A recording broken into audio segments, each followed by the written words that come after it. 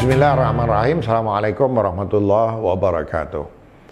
Pada kesempatan ini kita akan bicara tentang satu topik yang sangat mendasar, yaitu tentang Al-Quran.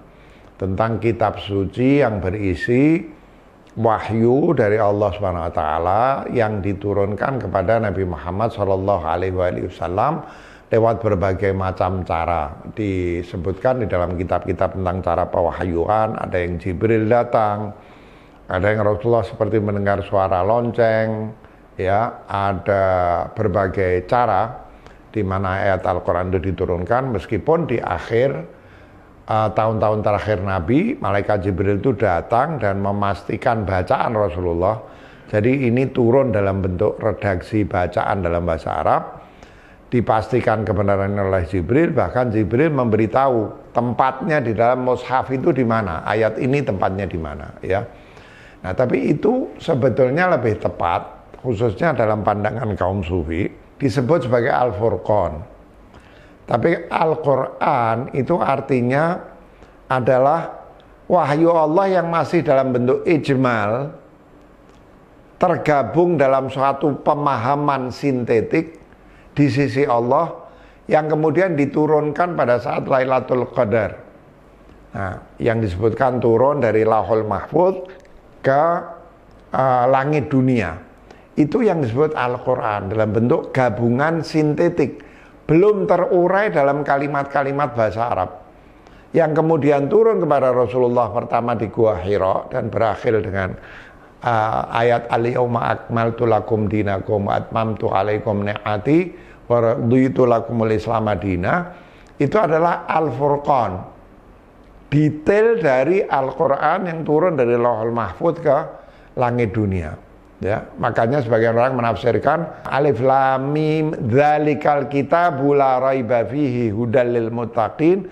Kenapa dzalika? Kenapa menunjuk sesuatu yang jauh? Karena di situ yang dimaksud adalah Al-Quran dalam bentuk ijmal, sintetik, belum terurai, ya. Nah, Al-Quran dalam arti wahyu Allah yang belum bukan berarti mushaf itu mengandung kekeliruan dalam bahasa dan lain sebagainya.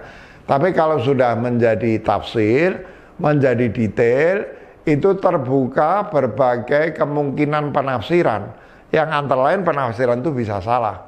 Tapi kalau Al-Quran, karena dia datang secara sintetik, dia tidak terkena kategori benar salah. Meskipun benar salah itu urusan manusia, ya. Dari Allah semua pasti benar. Nah, dalam hal seperti ini Al-Quran ini sesuatu yang sempurna, merepresentasikan Allah Subhanahu wa Ta'ala.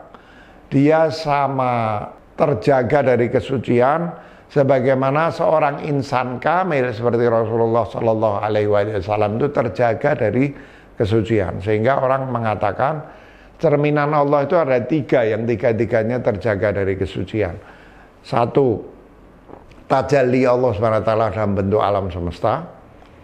Kedua, insan kamil. Ketiga, Al-Quran, ya. Sehingga kita di dalam membaca Al-Quran, kita berharap Allah SWT memberikan hidayah dan taufiknya, sehingga pemahaman kita tentang Al-Furqan yang kita baca dalam kalimat bahasa Arab itu bisa sejalan dengan pemahaman yang benar yang ada dalam Al-Quran, yang merupakan satu gagasan sintetik menyatu belum terurai yang tidak mungkin tersentuh dengan kesalahan.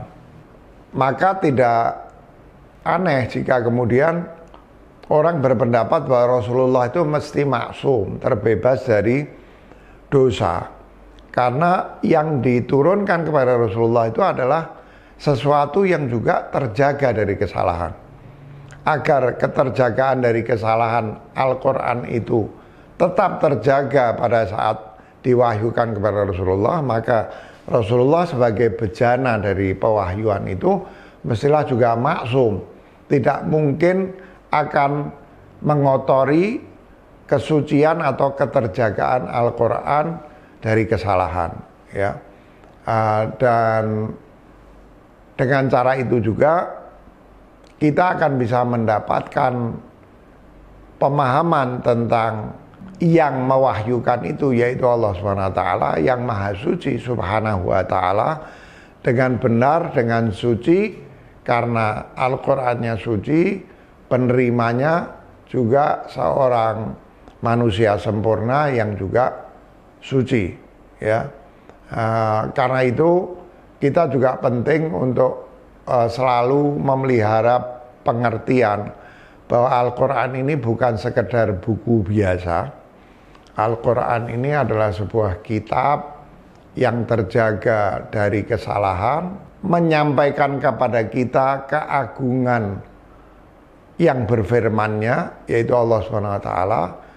Dan jika kita perlakukan Al-Quran dengan benar, kita baca dengan ta'zim, kita fahami dengan khusyuk, maka Al-Quran ini bisa menjadi sebuah kekuatan yang mentransformasikan diri kita menjadi manusia yang betul-betul telah mencapai makom spiritual paling tinggi, menjadi manusia Rabbani, manusia yang wujudnya dan kehidupannya dibentuk oleh firman-firman Allah SWT secara langsung.